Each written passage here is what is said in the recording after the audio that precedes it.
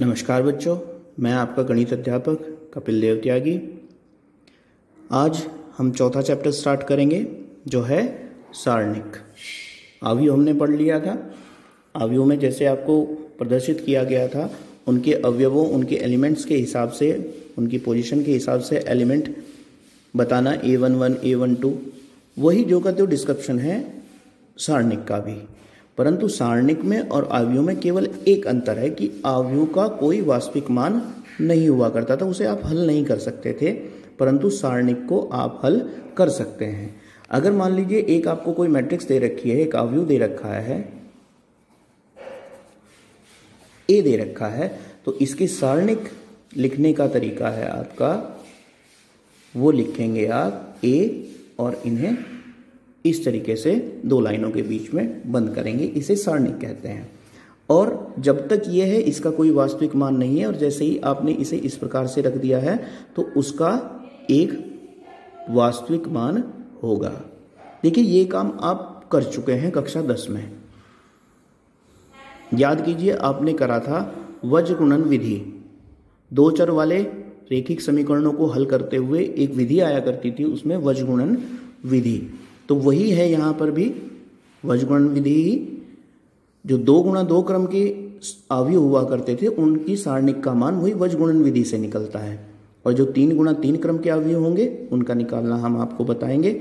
सबसे पहले हम 2 गुणा 2 क्रम की सारणिक जो दी होंगी उनका मान निकालते हैं। जैसे प्रश्न नंबर 1, एक्सरसाइज 4.1 में प्रश्न नंबर 1 आपको दे रखा है। इसमें एक सारणिक है आपकी 2, 4, -5 और -1। इसका मान निकालने के लिए आपको कहा गया है। याद कीजिए, तब आप क्या करा करते थे? क्रॉस मल्टीप्लिकेशन, इसकी गुणा इसमें और इसकी गुणा इसमें और बीच में माइनस चिन्ह। तो वही काम आपको यहाँ पे भी करना है। 2 की गुणा जब -1 में करेंगे तो -2 हो जाएंगे, बीच में माइनस चिन्ह, और यहाँ पे 4 की गुणा -5 में करेंगे, 4 गुणा -5।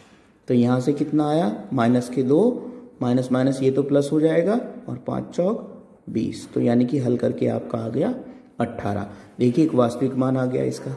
अब अगर ये ऐसे होता, अवयव रूप में प्रदर्शित होता, तब आप इसका कोई हल नहीं कर सकते थे। तो 2 गुणा 2 क्रम की सारणिकों का मान निकालना आपको आ गया होगा। इसी तरीके से चलिए दूसरा प्रश्न भी करते हैं। दूसरे का फर्स्ट पार्ट ही, एक सारणिक आपको दे रखी है cos theta minus sine theta, फिर साइन थीटा और कोस थीटा। ठीक है, वही क्रॉस मल्टीप्लिकेशन, कोस की कोस में मल्टीप्लाई करेंगे तो कोस स्क्वायर थीटा, बीच में माइनस चिन्ह, साइन की साइन में मल्टीप्लाई करेंगे तो साइन स्क्वायर थीटा, और क्योंकि माइनस इसके पास ऑलरेडी है तो ये बीच वाले माइनस को क्या कर लेगा? प्लस। और हमें पता है cos square theta plus sine square theta कितना होता है? 1 होता है। तो इस तरीके से आपको इनके मान निकालने हैं। अब देखिए प्रश्न नंबर 3 पर आइए। तीसरे प्रश्न में आपको दे रखा है, ए आपको एक अवयव दे रखा है 1, 2, 4 और 2। ये आपको एक अवयव दे रखा है और आपसे सिद्ध करवाया गया है कि ट्वाइस ऑफ ए, यानी कि इस अवयव का दुगना करके अगर उसकी डिटरमिनेंट का वैल्यू आप निकालना चाहते हैं तो वो आपके पास होगी 4 गुना में डिटरमिनेंट ऑफ ए की वैल्यू के।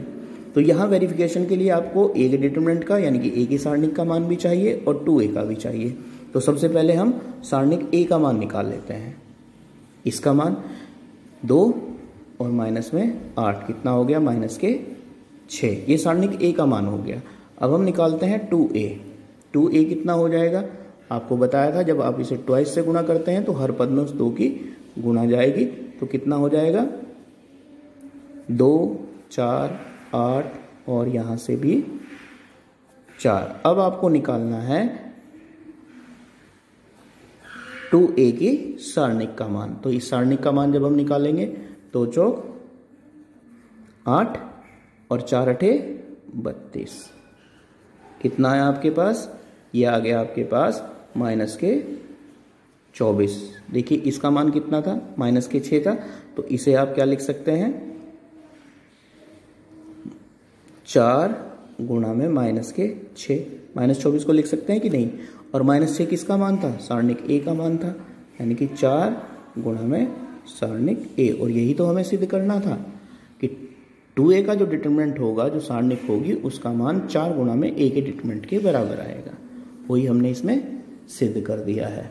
इससे अगला प्रश्न, चौथा प्रश्न देखिए, इसमें 3 गुणा 3 का एक अवयव दे रखा है और उसमें हम 3 गुणा 3 का डिटरमिनेंट का मान निकालना भी सीखेंगे। प्रश्न नंबर 4 में आपको एक a दे रखा है अवयव 1 0 1 0 1 2, फिर 0 0 4। अब जरा ध्यान देंगे आप लोग इस पे, 3 गुणा 3 क्रम वाले पे। यहां पे मैं आपको एक बात और बता दूं कि सारणिक केवल एक वर्ग अवयव की ही बनाई जा सकती है। देखिए, जैसे ये पहले भी आपका वर्ग अवयव दे रखे थे, इसमें भी वर्ग अवयव दे रखा था आपको, तभी आप सारणिक बना पाए। यहाँ पर भी आपको वर्ग अवयव दे रखा है तो आप सारणिक बना सकते हैं। तो यदि आपको वर्ग अवयव दे रखा है तो उसी की सारणिक बनाई जा सकती है और उसका मान निकाला जा सकता है। यदि वर्ग अवयव नहीं है तो उसकी सारणिक ज्ञात नहीं की जा सकती और ना ही उनके मान ज्ञात किए जा सकते। अब आते हैं 3 गुणा 3 क्रम के जो सारणिक होगी उसका मान निकालना। इसकी हमें डिटरमिनेंट निकालनी है सबसे पहले, तो डिटरमिनेंट रूप में लिखेंगे 1 0 1 0 1 2 0 0 4। ये आपके पास इसकी सारणिक हो गई। सारणिक के लिए हम सबसे पहले क्या करते हैं कि इसके सहगुणनखंड हम निकालते हैं, कोफैक्टर निकालते हैं किसी भी पंक्ति या किसी भी स्तंभ के सापेक्ष। ठीक है, अब समझिए कैसे। हम मान लीजिए इस स्तंभ के सापेक्ष निकालते हैं या इस पंक्ति के सापेक्ष निकालते हैं, तो उसके तीनों एलिमेंट्स के सापेक्ष जो कोफैक्टर बचेंगे आपको, वो आपको लिखने पड़ेंगे। और चिन्ह उनके साथ में, कोफैक्टर के साथ में क्या आएगा वो ध्यान से देखते जाइए। जैसे सबसे पहले हम निकाल रहे हैं C1 के सापेक्ष, C1 के सापेक्ष। अब मैंने C1 ही क्यों लिया, ध्यान ये रखिए कि जिस पंक्ति या जिस स्तंभ में अधिकतम 0 हो उसी के सापेक्ष आपको विस्तार करना चाहिए। मैक्सिमम नंबर ऑफ 0 जिस रो में या कॉलम में आपको मिल जाए उसी के सापेक्ष आप उसका विस्तार करेंगे। अब देखिए, जब इसके सापेक्ष हम विस्तार करेंगे तो आपने इस पर एक लाइन ड्रॉ करी। ये जब पहले एलिमेंट की बारी है तो पहले एलिमेंट को क्रॉस करिए। ठीक है, 1 क्रॉस हो गया तो 1 तो यहां पे लिखा जाएगा।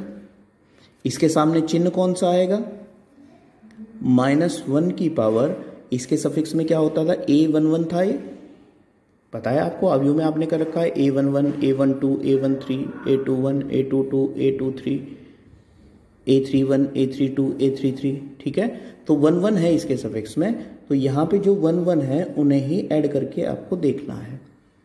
यानी कि पहली पंक्ति है और पहला ही स्तंभ है। तो -1 की पावर कितनी आ गई, 2 आ गई। तो -1 की पावर 2 का मान कितना होता है, प्लस में 1 होता है, तो यहाँ पे प्लस चिन्ह आपका चलेगा। और जो बचे हुए एलिमेंट हैं ये क्रॉस करने के बाद इन्हें आप 2 गुणा 2 क्रम की एक सारणिक में लिख देंगे। ठीक, फिर नेक्स्ट में अगला एलिमेंट कितना है, 0 है। चिन्ह इसके पास कितना आएगा, -1 की पावर, इसके सफिक्स में क्या होता था, 2 1 होता था, तो माइनस के वो 2 + 1, 2 + 1 कितना हो गया 3, और -1 की घात अगर एक ओड नंबर है या विषम संख्या है तो यहाँ पर माइनस आएगा। और जब आप अब इसके सापेक्ष कर रहे हैं तो इसे क्रॉस कर दीजिए लाइन को, बचा कौन रहा, 0 1 0 4 0 1 0 4। फिर इसी तरीके से नेक्स्ट एलिमेंट ये वाला आएगा। स्तंभ लेके चल रहे हैं ना, तो स्तंभ के ही सारे एलिमेंट्स को हम कंसिडर कर रहे हैं। अब की बार इसे क्रॉस करिए, इसे क्रॉस करेंगे तो ये तो 0 तो आपके पास है ही, और यहाँ पे -1 की पावर इसका कितना है, 3 1 है, तो 3 + 1 गुणा में 0 और गुणा में जो बचा रह जाएगा, बचा कौन रहा, 0 1 1 2। इसके सापेक्ष 0 1 और 1 2। ये आपने इसे 2 गुणा 2 क्रम की सारणिकों में बदल दिया।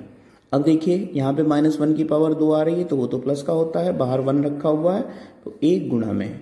इसे हल करने का तरीका भी आपको बताया, 1 गुणा 4 माइनस में 2 गुणा 0 0 हो जाएगा, प्लस में। अब देखिए यहाँ 0 की गुणा हो रही है, तो 0 की गुणा किसी भी वास्तविक संख्या में होगी तो वो तो 0 ही आनी है, चाहे वो प्लस की हो चाहे माइनस की हो। इसी तरीके से यहाँ पर भी 0 हो रही है तो ये 0 आ गया। यही कारण है कि आप जिस पंक्ति में या जिस स्तंभ में मैक्सिमम नंबर ऑफ 0 आपके पास हो, अधिकतम 0 हो, उसी के सापेक्ष विस्तार करते हैं, क्योंकि जो पद आपके पास नॉन जीरो है उसके सापेक्ष तो आपका मान आ जाएगा, और जो पद आपके पास 0 हैं उनके सापेक्ष उनका मान 0 आ जाएगा। तो यहाँ पर इसे हल करके कितना आया, 4 गुना 1 4 आपका उत्तर आ गया। ये सारणिक को हल करने का तरीका था, और जो आगे इसमें वेरिफिकेशन बता रखा है वो आपको मैंने पहले ही तीसरे प्रश्न में समझा दिया है। अब इसी तरीके से 5वां प्रश्न देखते हैं। 5वें प्रश्न में आपको एक सारणिक दे रखी है 3 -1 -2 0 0 -1 और फिर यहाँ से 3 -5 0। देखिए कुछ बच्चों की समझ में ये कॉन्सेप्ट नहीं आया होगा, -1 की पावर 1 + 1 -1 की पावर 2 + 1। अगर ये आपकी समझ में नहीं आया तो आप इस तरीके से इसे समझ लीजिए। इसके सापेक्ष खोलेंगे तो प्लस चिन्ह, इसके सापेक्ष माइनस, इसके सापेक्ष फिर प्लस, फिर माइनस, फिर प्लस, फिर माइनस, फिर प्लस, फिर माइनस, फिर प्लस। इस तरीके से याद रखिए, plus minus plus minus plus minus plus minus plus. ठीक है, तो जब भी ये एलिमेंट लेके चलेंगे तो इनके साथ वही चिन्ह चलेगा। अब देखिए इसमें मैक्सिमम नंबर ऑफ जीरोज किस में है, दूसरी पंक्ति में, तो किसके सापेक्ष विस्तार करेंगे आप, R2 के सापेक्ष विस्तार करने पर।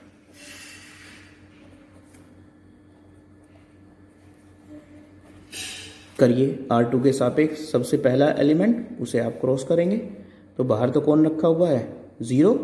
चिन्ह यहाँ पे क्या आया करता था, माइनस का, माइनस लगा देंगे और 0 गुणा में। ठीक, बचा कौन रहा है, -1 -2 -5 और 0। ठीक, दूसरे के सापेक्ष जब दूसरे को आप क्रॉस करेंगे इस वाले को, तो इसके पास चिन्ह कौन सा होता था, प्लस का होता था, तो 0 गुणा में। जब आपने इसे क्रॉस करा बचा कौन रहा, 3 - 2 और यहां से 3 और 0। अब इस वाले पे आइए। ठीक है, यहां पे क्या रखा हुआ है, ये -1 रखा हुआ है। अब जब आप इसे क्रॉस करेंगे, क्रॉस करने पर माइनस प्लस, अब की बार माइनस चिन्ह आएगा और -1 इसके पास है ही। इसके सापेक्ष जो इसकी उपसारणिक होगी वो क्या बनेगी, 3 - 1 3 - 5। ठीक है, यहां पे तो 0 गुणा में रखा हुआ है, इसका मान 0 आ जाएगा। यहां पे भी 0 गुणा में रखा हुआ है तो इसका भी मान 0 आ जाएगा। यहां पे -1 और माइनस प्लस हो जाएगा, और अंदर वाले इस सारणिक का मान आप ज्ञात कर सकते हैं। 3 की गुणा -5 में माइनस के 15 हुआ, और 3 की गुणा बीच में माइनस चिन्ह होता था, 3 की गुणा -1 में करेंगे तो माइनस के 3 होंगे, माइनस पहले से ही रखा हुआ है तो प्लस के 3 हो गए। हल करके क्या आया, -12। ये इसका उत्तर हो जाएगा। तो इस तरीके से आप समझ गए होंगे कि किस तरीके से सारणिकों के मान ज्ञात किए जाते हैं। इसी तरीके के प्रश्न हैं आपकी 4.1 में। तो इन प्रश्नों को आप अब स्वयं हल करेंगे, जितने भी सारणिक दे रखी हैं उनके मान आप खुद ज्ञात करेंगे अब। ठीक है, इसके बाद है आपके पास प्रश्न नंबर 7। ये 7वां प्रश्न वैसे आपने अवयव में हल कर लिया है। इसमें क्या है कि 2 सारणिकों की तुलना दे रखी है और आपसे जो अननोन टर्म्स उसमें रखे हुए हैं उनका मान पूछा जा रहा है। जैसे कि 7वें का पहला ही पार्ट, पहले पार्ट में आपको दे रखा है एक सारणिक दे रखी है 2 4 5 और 1। यहां से 2x 4 6 और x। जैसे वहां पर अवयव में तो आप क्या करते थे कि तुलना कर लिया करते थे, यहां पर आप इनकी तुलना करके मान नहीं ज्ञात कर सकते। ठीक है, क्योंकि समान पद नहीं रखे हुए। यहां पे देखिए 5 है और यहां पर 6 है, तो मान समान नहीं आएंगे, तो आपको इन्हें हल करना पड़ेगा। हल करने का तरीका वही 2 गुणा 2 क्रम की है। इधर कितना आएगा, 2 की गुणा 1 में करेंगे तो 2, माइनस में 5 की गुणा 4 में करेंगे तो 20 बराबर 2 की गुणा x में करेंगे तो 2x² और 6 की गुणा 24 में करेंगे तो 24। आपकी ये एक द्विघात समीकरण बन रही है। इधर कितना बचा आपके पास, माइनस के 18 बराबर 2x² और माइनस के 24। ठीक है, 2x² को इधर ले आइए, बराबर ये माइनस का हो जाएगा जब 2x² इधर आएगा, और माइनस के 18 को इधर लेके आइए, माइनस के 24 इधर आने के बाद ये प्लस का हो जाएगा। तो यहां से आपके पास आया माइनस के 2x² बराबर माइनस के 6 के, और x² बराबर 3 के, और x बराबर प्लस माइनस √3 के। ये आंसर आ जाएगा आपके पास।